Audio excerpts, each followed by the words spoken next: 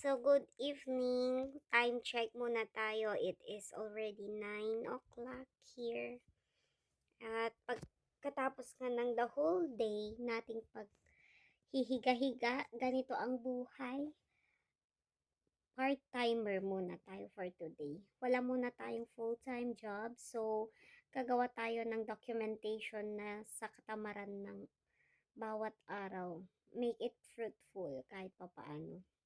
Para makita ko someday, ganito pala yung feeling na walang work. Saan tayo pwedeng sumweldo ng,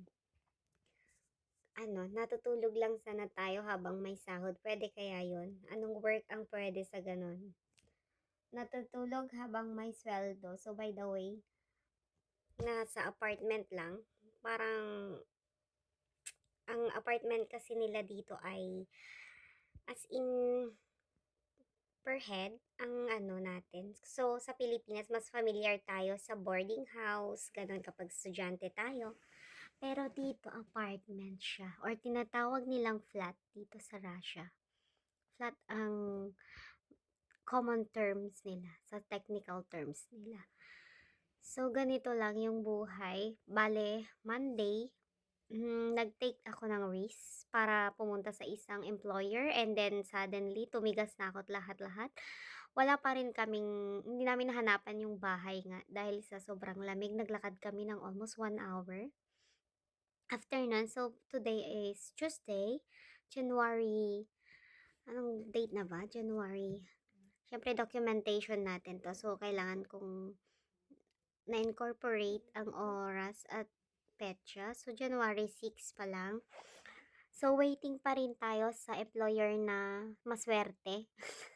Maswerte. Siyempre, maswerte yung employer kasi hindi yun ibibigay sa'yo or hindi kanya tatanggapin. Hindi mo din tatanggapin, siyempre, kung hindi siya maswerte sa'yo, kung hindi mo siya napupusuan. Hindi din kasi pwedeng sige lang ng sige. Baka yung employer na mahanapan mo ay masyado siyang nagte-take advantage. Aba, hindi pwede yon. Hindi din dapat yun ang isang ma-learn natin sa sarili natin pag naghanap tayo ng work.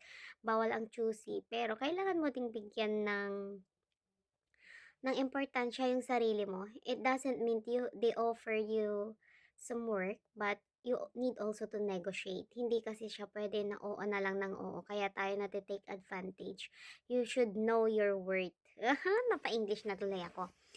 So, ayan, update ko na naman kayo bukas. Baka may mag-call, on-call tayong trabaho bukas.